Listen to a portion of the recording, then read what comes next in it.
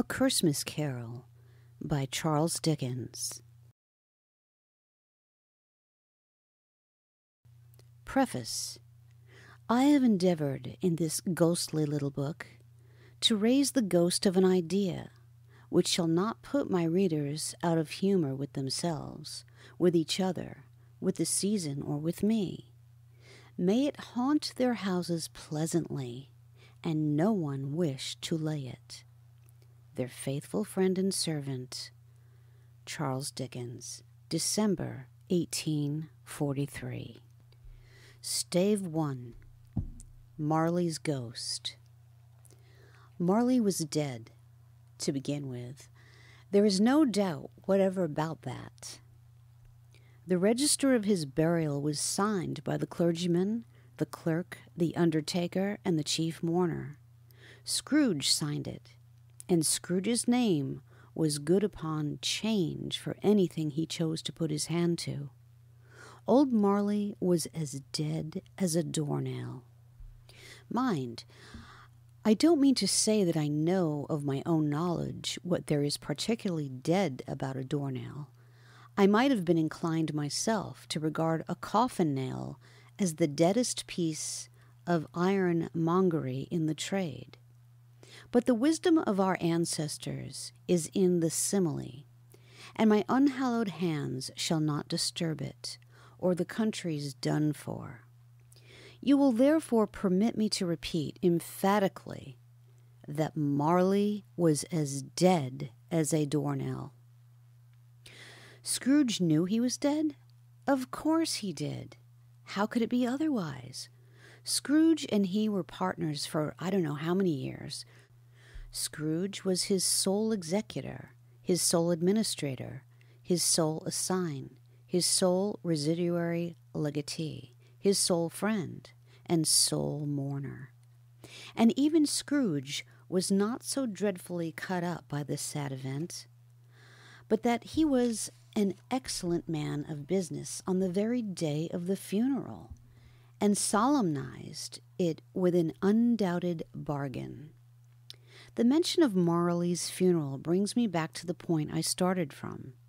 There is no doubt that Marley was dead. This must be distinctly understood, or nothing wonderful can come of the story I am going to relate. If we were not perfectly convinced that Hamlet's father died before the play began, there would be nothing more remarkable in his taking a stroll at night, in an easterly wind, upon his own ramparts, than there would be in any other middle-aged gentleman rashly turning out after dark in a breezy spot, say St. Paul's churchyard, for instance, literally to astonish his son's weak mind. Scrooge never painted out old Marley's name. There it stood, years afterwards, above the warehouse door, Scrooge and Marley. The firm was known as Scrooge and Marley. Sometimes people knew to the business called Scrooge, and sometimes Marley, but he answered to both names. It was all the same to him. Oh, but he was a tight-fisted hand at the grindstone, Scrooge, a squeezing, wrenching, grasping, scraping, clutching, covetous old sinner, hard and sharp as flint, from which no steel had ever struck out generous fire, secret and self-contained, and solitary as an oyster. The cold within him froze his old features, nipped his pointed nose, shriveled his cheek, stiffened his gait, made his eyes red, his thin lips blue, and spoke out shrewdly in his grating voice. A frosty rime was on his head and on his eyebrows and his wiry chin. He carried his own low temperature always about with him. He iced his office in the dog days and didn't thaw 1 degree at Christmas. External heat and cold had little influence on Scrooge. No warmth could warm, no wintry weather chill him. No wind that blew was bitterer than he. No falling snow was more intent upon its purpose. no pelting rain less open to entreaty. Foul weather didn't know where to have him. The heaviest rain and snow and hail and sleet could boast of the advantage over him in only one respect. They often came down handsomely, and Scrooge never did. Nobody ever stopped him in the street to say with gladsome looks, "My dear Scrooge, how are you? When will you come to see me?" No beggars implored him to bestow a trifle. No children asked him what it was o'clock. No man or woman ever once in all his life inquired the way to such and such a place of Scrooge.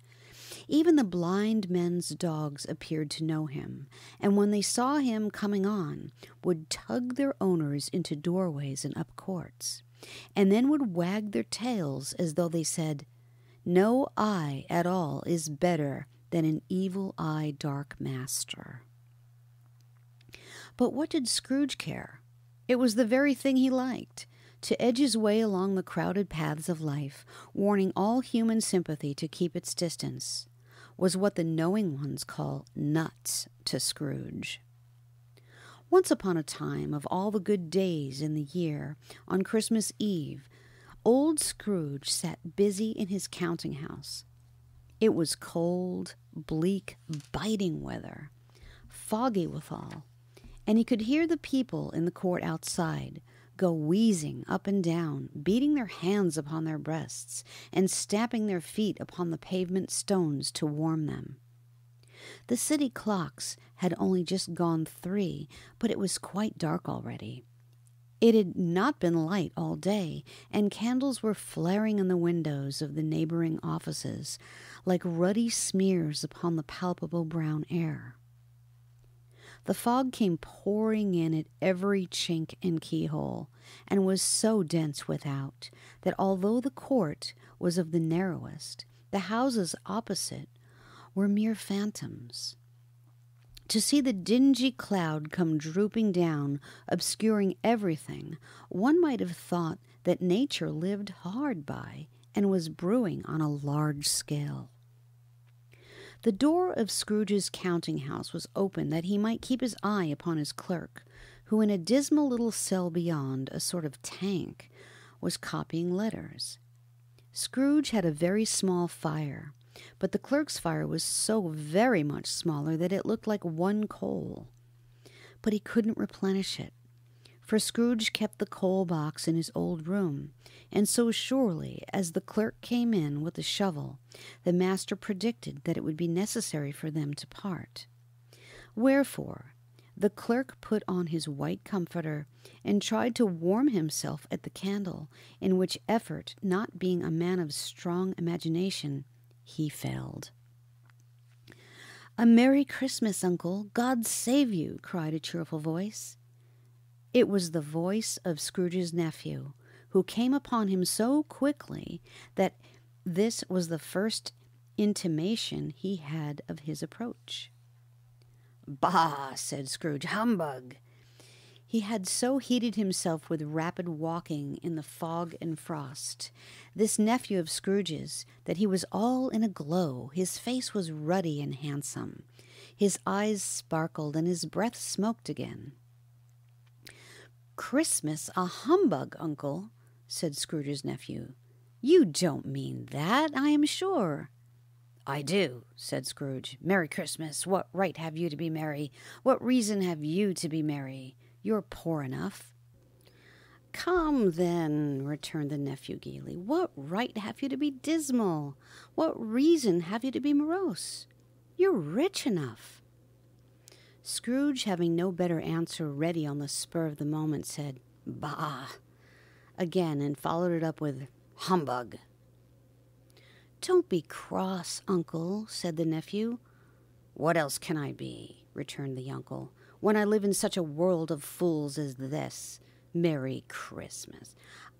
Out upon Merry Christmas! What's Christmas time to you but a time for paying bills without money, a time for finding yourself a year older but not an hour richer, a time for balancing your books and having every item in 'em through a round dozen of months presented dead against you?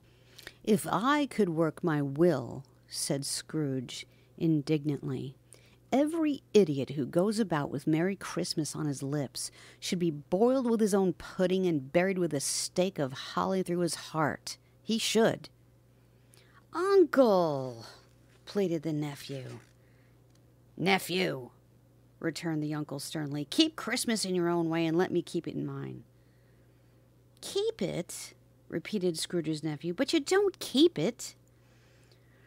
"Leave me alone, then," said Scrooge. "Much good may it do to you. Much good it has ever done you." "There are many things from which I may have derived good, by which I have not profited, I dare say," returned the nephew. "Christmas among the rest. But I am sure I have always thought of Christmas time, when it has come around, apart from the veneration due to its sacred name and origin, if anything belonging to it can be apart from that, as a good time, a kind, forgiving, charitable, pleasant time, the only time I know of in the long calendar of the year, when men and women seem by one consent to open their shut-up hearts freely, and to think of people below them as if they really were fellow passengers to the grave, and not another race of creatures bound on other journeys. And therefore, uncle, though it has never put a scrap of gold or silver in my pocket, I believe that it has done me good, and will do me good. And I say, God bless it." The clerk in the tank involuntarily applauded. Becoming immediately sensible of the impropriety, he poked the fire and extinguished the last frail spark forever. "Let me hear another sound from you," said Scrooge, "and you'll keep your Christmas by losing your situation. You're quite a powerful speaker, sir," he added, turning to his nephew. "I wonder you don't go into Parliament." "Don't be angry, uncle. Come, dine with us tomorrow." Scrooge said that he would see him. Yes, indeed, he did. He went the whole length of the expression, and said that he would see him in that extremity first. "But why?" cried Scrooge's nephew. "Why?" "Why did you get married?" said Scrooge. "Because I fell in love." "Because you fell in love," growled Scrooge, as if it were the only thing in the world more ridiculous than a Merry Christmas. "Good afternoon." "Nay, uncle, but you never came to see me before that happened. Why give it as a reason for not coming now?" "Good afternoon," said Scrooge. "I want nothing from you. I ask nothing of you. Why cannot we be friends?" "Good afternoon," said Scrooge. "I am sorry with all my heart to find you so resolute. We have never had a quarrel to which I have been a party, but I have made the trial in homage to Christmas, and I'll keep my Christmas humor to the last. So a Merry Christmas, uncle." "Good afternoon," said Scrooge. "And a Happy New Year." "Good afternoon," said Scrooge. His nephew left the room without an angry word. Notwithstanding, he stopped at the outer door to bestow the greetings of the season on the clerk, who, cold as he was warmer than Scrooge, for he returned them cordially. "There's another fellow," muttered Scrooge, who overheard him, "my clerk with 15 shillings a week and a wife and a family, talking about a Merry Christmas. I'll retire to Bedlam." This lunatic, in letting Scrooge's nephew out, had let 2 other people in. They were portly gentlemen, pleasant to behold, and now stood, with their hats off, in Scrooge's office. They had books and papers in their hands, and bowed to him. "Scrooge and Marley's, I believe," said one of the gentlemen, referring to his list. "Have I the pleasure of addressing Mr. Scrooge or Mr. Marley?" "Mr. Marley has been dead these 7 years," Scrooge replied. "He died 7 years ago this very night." We have no doubt this liberality is well represented by his surviving partner, said the gentleman, presenting his credentials. It certainly was, for they had been two kindred spirits. At the ominous word liberality, Scrooge frowned and shook his head and handed the credentials back. "At this festive season of the year, Mr. Scrooge," said the gentleman, taking up a pen, "it is more than usually desirable that we should make some slight provision for the poor and destitute, who suffer greatly at the present time. Many thousands are in want of common necessaries. Hundreds of thousands are in want of common comforts, sir." "Are there no prisons?" asked Scrooge. "Plenty of prisons," said the gentleman, laying down the pen again. "And the union workhouses?" demanded Scrooge. "Are they still in operation?" "They are still," returned the gentleman. "I wish I could say they were not." "The treadmill and the poor law are in full vigor, then?" said Scrooge. "Both very busy, sir." "Oh, I was afraid from what you said at first that something had occurred to stop them in their useful course," said Scrooge. "I'm very glad to hear it." "Under the impression that they scarcely furnish Christian cheer of mind or body to the multitude," returned the gentleman, "a few of us are endeavoring to raise a fund to buy the poor some meat and drink and means of warmth. We choose this time because it is a time of all others when want is keenly felt and abundance rejoices. What shall I put you down for?" "Nothing," Scrooge replied. "You wish to be anonymous?" "I wish to be left alone," said Scrooge. "Since you ask me what I wish, gentlemen, that is my answer. I don't make merry myself at Christmas, and I can't afford to make idle people merry. I help to support the establishments I have mentioned. They cost enough, and those who are badly off must go there." "Many can't go there, and many would rather die." "If they would rather die," said Scrooge, "they had better do it, and decrease the surplus population. Besides, excuse me, I don't know that." "But you might know it," observed the gentleman. "It's not my business," Scrooge returned. "It's enough for a man to understand his own business and not to interfere with other people's. Mine occupies me constantly. Good afternoon, gentlemen." Seeing clearly that it would be useless to pursue their point, the gentlemen withdrew. Scrooge resumed his labors with an improved opinion of himself and in a more facetious temper than was usual with him.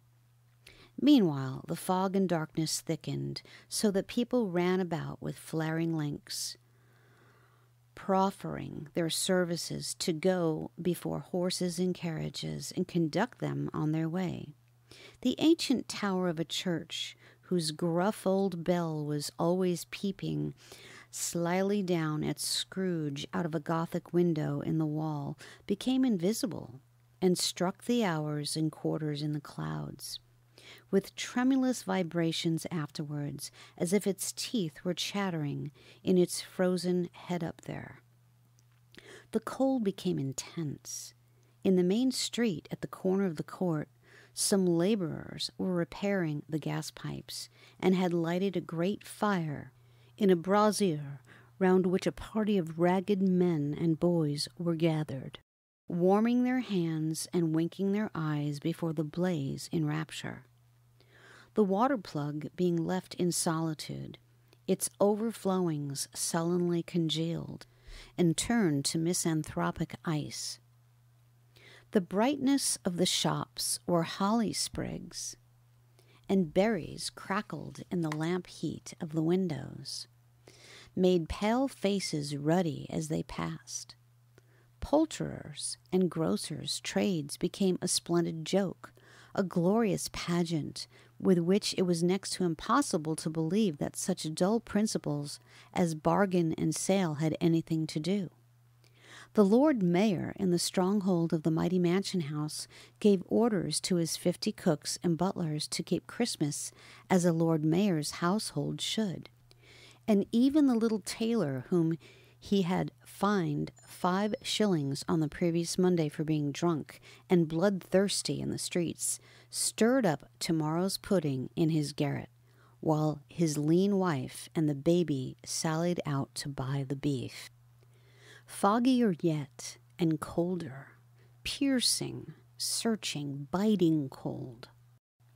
If the good Saint Dunstan had but nipped the evil spirit's nose with a touch of such weather as that, instead of using his familiar weapons, then indeed he would have roared to lusty purpose. The owner of one scant young nose gnawed and mumbled by the hungry cold as bones are gnawed by dogs, stooped down at Scrooge's keyhole to regale him with a Christmas carol.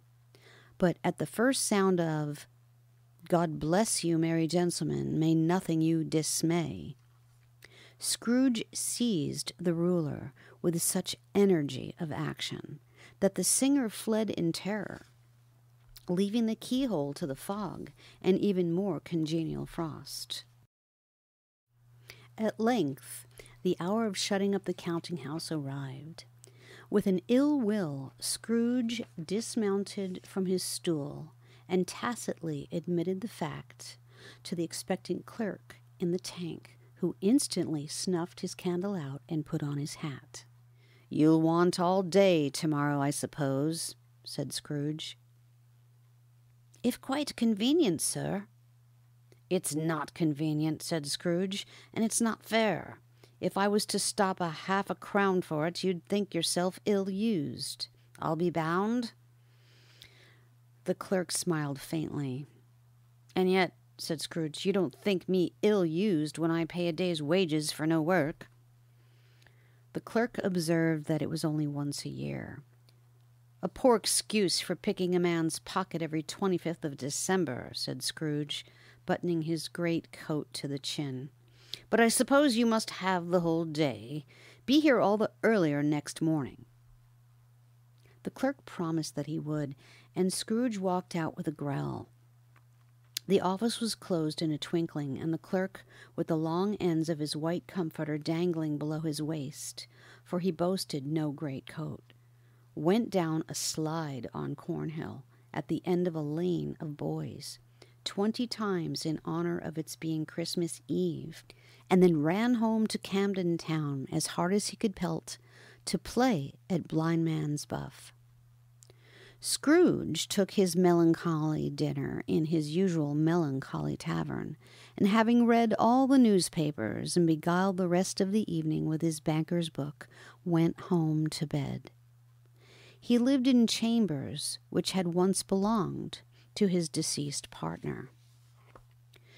They were a gloomy suite of rooms in a lowering pile of building up a yard, where it had so little business to be that one could scarcely help fancying it must have run there when it was a young house, playing at hide-and-seek with other houses, and forgotten the way out again. It was old enough now and dreary enough, for nobody lived in it but Scrooge, the other rooms being all let out as offices. The yard was so dark that even Scrooge, who knew its every stone, was fain to grope with his hands. The fog and frost so hung about the black old gate of the house that it seemed as if the genius of the weather sat in mournful meditation on the threshold. Now, it is a fact that there was nothing at all particularly about the knocker on the door, except that it was very large. It is also a fact that Scrooge had seen it night and morning during his whole residence in that place. Also that Scrooge had as little of what is called fancy about him as any man in the city of London, even including, which is a bold word, the corporation, aldermen, and livery. Let it also be borne in mind that Scrooge had not bestowed one thought on Marley since his last mention of his 7 years dead partner that afternoon. And then let any man explain to me, if he can, how it happened that Scrooge, having his key in the lock of the door, saw in the knocker, without its undergoing any intermediate process of change, not a knocker, but Marley's face.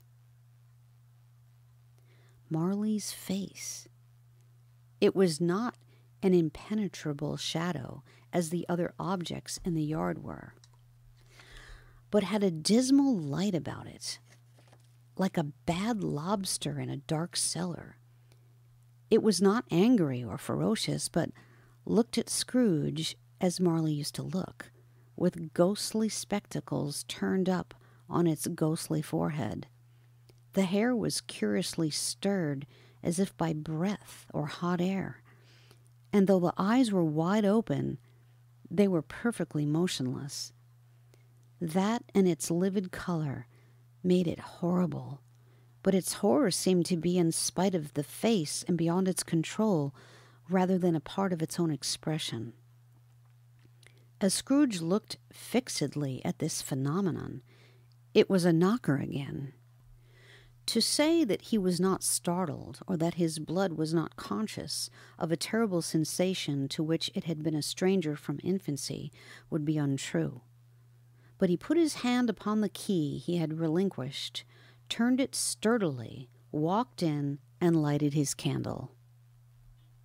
He did pause with a moment's irresolution before he shut the door, and he did look cautiously behind it first, as if he half expected it to be terrified with the sight of Marley's pigtail sticking out into the hall. But there was nothing on the back of the door except the screws and nuts that had held the knocker on. So he said, "Pooh, pooh," and he closed it with a bang. The sound resounded through the house like thunder. Every room above and every cask in the wine merchant's cellars below appeared to have a separate peal of echoes of its own. Scrooge was not a man to be frightened by echoes. He fastened the door and walked across the hall and up the stairs, slowly, too, trimming his candle as he went.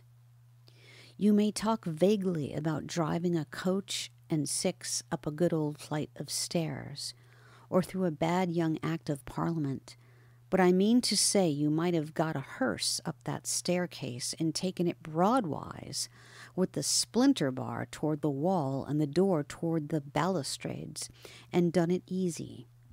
There was plenty of width for that, and room to spare, which is perhaps the reason why Scrooge thought he saw a locomotive hearse going on before him in the gloom. Half a dozen gas lamps out of the street wouldn't have lighted the entry too well, so you may suppose that it was pretty dark with Scrooge's dip. Up Scrooge went, not caring a button for that. Darkness is cheap, and Scrooge liked it. But before he shut his heavy door, he walked through his rooms to see that all was right. He had just enough recollection of the face to desire to do that. Sitting room, bedroom, lumber room, all as they should be. Nobody under the table, nobody under the sofa. A small fire in the grate, spoon and basin ready, and the little saucepan of gruel. Scrooge had a cold in his head. Upon the hob. Nobody under the bed. Nobody in the closet. Nobody in his dressing gown, which is hanging up in a suspicious attitude against the wall. Lumber room as usual. Old fire guard, old shoes, 2 fish baskets, washing stand on 3 legs, and a poker. Quite satisfied, he closed his door and locked himself in. Double locked himself in, which was not his custom. Thus secured against surprise, he took off his cravat, put on his dressing gown and slippers and his nightcap, and sat down before the fire to take his gruel. It was a very low fire indeed, nothing on such a bitter night.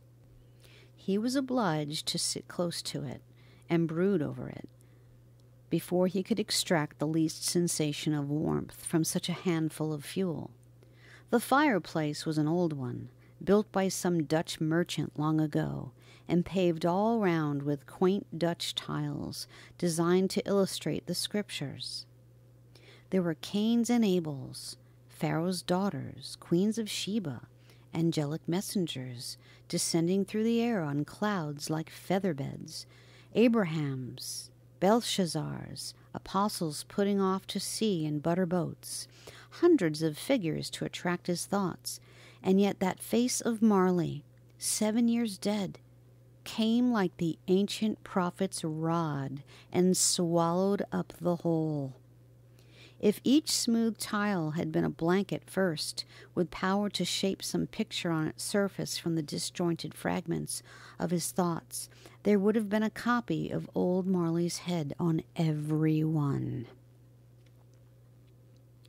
"Humbug," said Scrooge, and walked across the room. After several turns, he sat down again. As he threw his head back in the chair, his glance happened to rest upon a bell, a disused bell that had hung in the room, and communicated for some purpose now forgotten with a chamber in the highest story of the building. It was with great astonishment and with a strange, inexplicable dread that as he looked, he saw his bell begin to swing.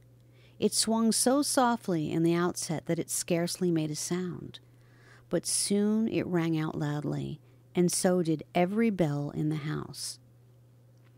This might have lasted half a minute or a minute, but it seemed an hour. The bells ceased as they had begun together. They were succeeded by a clanking noise, deep down below, as if some person were dragging a heavy chain over the casks in the wine merchant's cellar. Scrooge then remembered to have heard that ghosts in haunted houses were described as dragging chains. The cellar door flew open with a booming sound, and then he heard the noise much louder, on the floors below, then coming up the stairs, then coming straight towards the door. "It's humbug still," said Scrooge. "I won't believe it." His color changed, though, when without a pause it came on through the heavy door, and passed into the room before his eyes.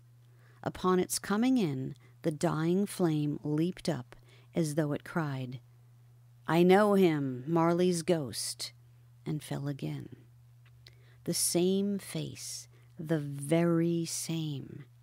Marley in his pigtail usual waistcoat, tights and boots, the tassels on the latter bristling like his pigtail, and his coat skirts, and the hair upon his head. The chain he drew was clasped about his middle. It was long and wound about him like a tail, and it was made, for Scrooge observed it closely, of cash boxes, keys, padlocks, ledgers, deeds, and heavy purses wrought in steel. His body was transparent, so that Scrooge, observing him and looking through his waistcoat, could see the 2 buttons on his coat behind. Scrooge had often heard it said that Marley had no bowels, but he had never believed it until now.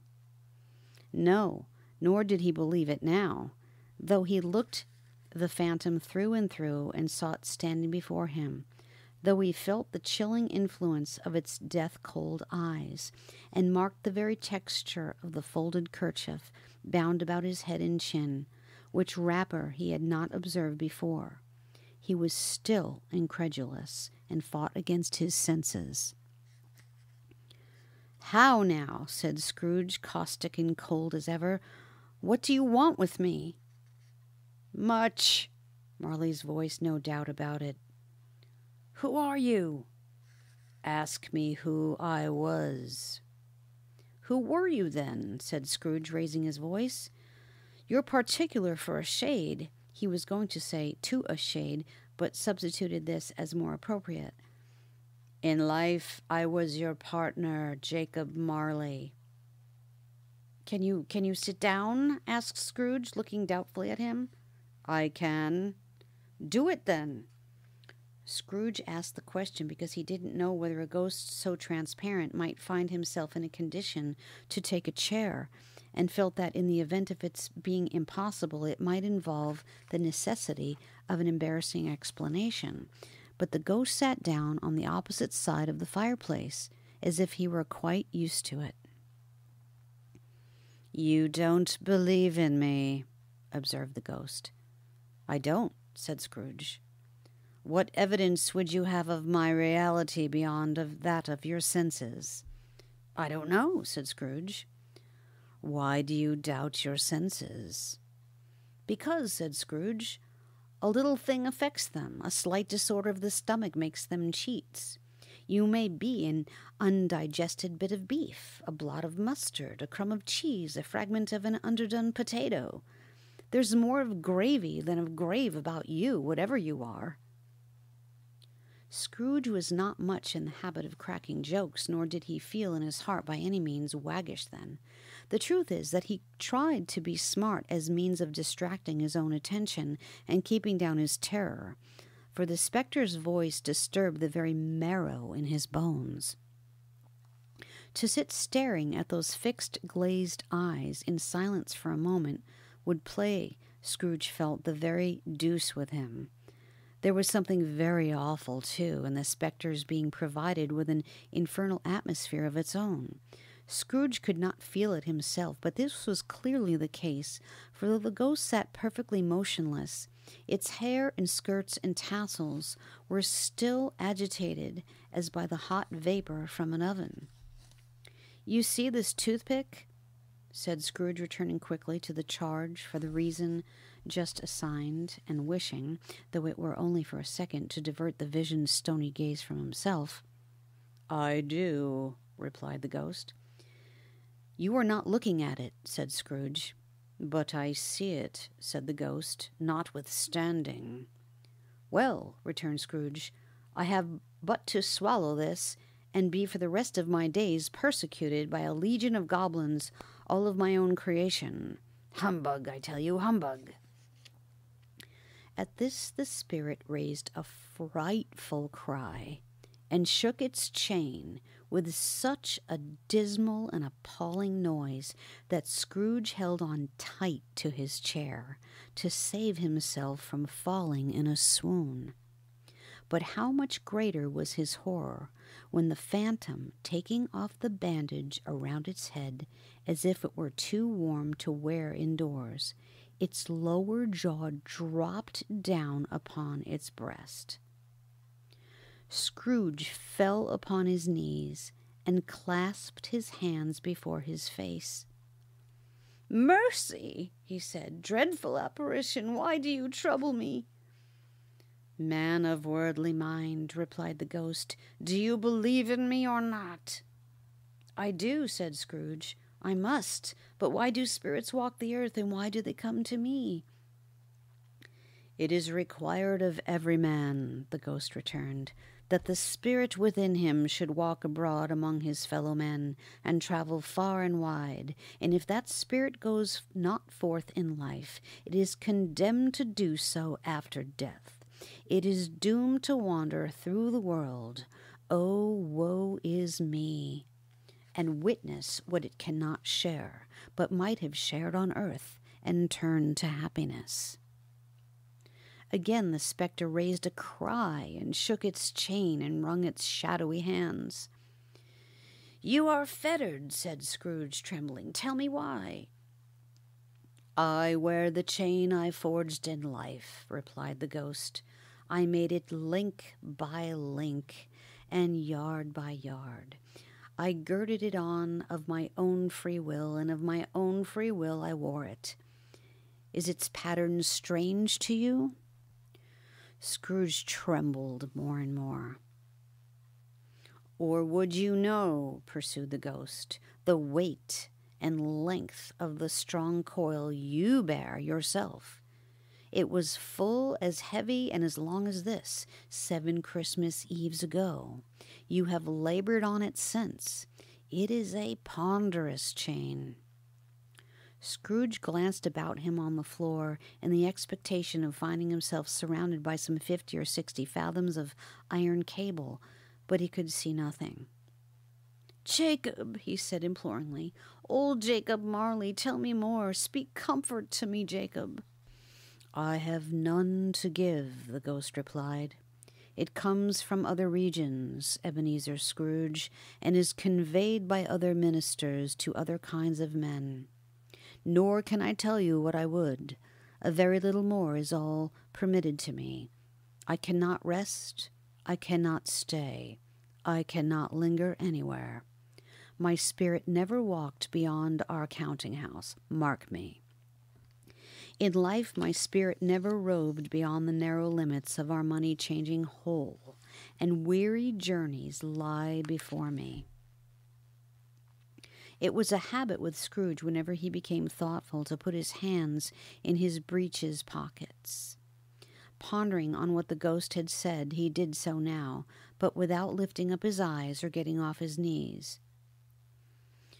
"You must have been very slow about it, Jacob," Scrooge observed in a businesslike manner, though with humility and deference. "Slow?" the ghost repeated. 7 years dead," mused Scrooge, "and traveling all the time." "The whole time," said the ghost. "No rest, no peace, incessant torture of remorse." "You travel fast," said Scrooge. "On the wings of the wind," replied the ghost. "You might have got over a great quantity of ground in 7 years," said Scrooge. The ghost, on hearing this, set up another cry and clanked its chain so hideously in the dead silence of the night that the ward would have been justified in indicting it for a nuisance. "But you were always a good man of business, Jacob," faltered Scrooge, who now began to apply this to himself. "Business?" cried the ghost, wringing his hands again. "Mankind was my business. The common welfare was my business. Charity, mercy, forbearance, and benevolence were all my business. The dealings of my trade were but a drop of water in the comprehensive ocean of my business." It held up its chain at arm's length, as if that were the cause of all its unveiling grief, and flung it heavily upon the ground again. "At this time of the rolling year," the scepter said, "I suffer most. Why did I walk through crowds of fellow beings with my eyes turned down, and never raise them to that blessed star which led the wise men to a poor abode? Were there no poor homes to which its light would have conducted me?" Scrooge was very dismayed to hear the spectre going on at this rate, and began to quake exceedingly. "Hear me," cried the ghost. "My time is nearly gone." "I will," said Scrooge, "but don't be hard upon me. Don't be flowery, Jacob, pray." "How is it that I appear before you in a shape that you can see? I may not tell. I have sat invisible beside you many and many a day." It was not an agreeable idea. Scrooge shivered and wiped the perspiration from his brow.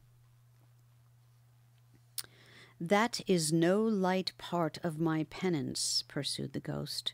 "I am here tonight to warn you that you have yet a chance and hope of escaping my fate.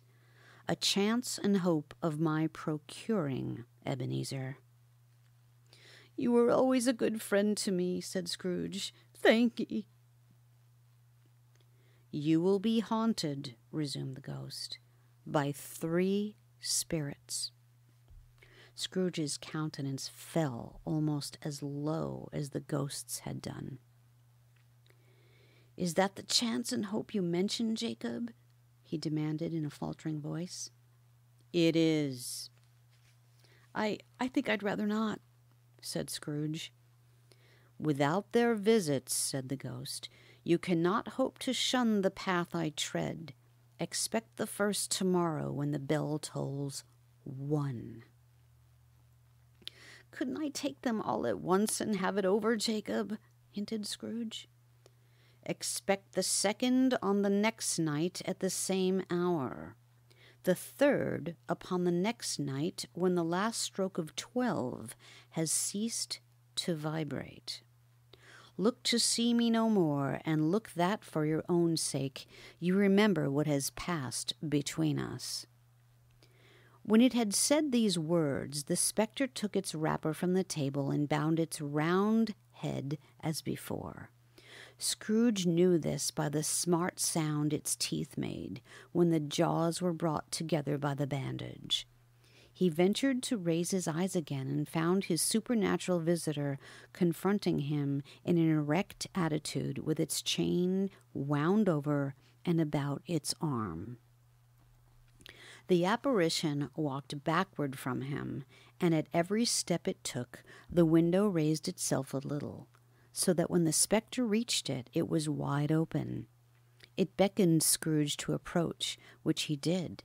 When they were within 2 paces of each other, Marley's ghost held up its hand and warned him to come no nearer. Scrooge stopped. Not so much in obedience as in surprise and fear, for on the raising of the hand he became sensible of confused noises in the air, incoherent sounds of lamentation and regret, wailings inexpressibly sorrowful and self-accusatory. The spectre, after listening for a moment, joined in the mourning dirge and floated out upon the bleak, dark night. Scrooge followed to the window. Desperate in his curiosity, he looked out. The air was filled with phantoms, wandering hither and thither in restless haste, and moaning as they went. Every one of them wore chains like Marley's ghost. Some few, they might be guilty governments, were linked together, none were free. Many had been personally known to Scrooge in their lives. He had been quite familiar with one old ghost in a white waistcoat with a monstrous iron safe attached to its ankle, who cried piteously at being unable to assist a wretched woman with an infant whom it saw below upon a doorstep. The misery with them all was clearly that they sought to interfere for good in human matters, and had lost the power forever. Whether these creatures faded into mist, or mist enshrouded them, he could not tell. But they and their spirit voices faded together, and the night became as it had been when he walked home. Scrooge closed the window and examined the door by which the ghost had entered. It was double locked, as he locked it with his own hands, and the bolts were undisturbed. He tried to say humbug, but stopped at the first syllable. And being from the emotion he had undergone, or the fatigues of the day, or his glimpse of the invisible world, or the dull conversation of the ghost, or the lateness of the hour, which in need of repose, went straight to bed without undressing, and fell asleep upon the instant. This has been Stave 1, Marley's Ghost, from A Christmas Carol by Charles Dickens. This writing has been read by Laura Casale in the year 2019.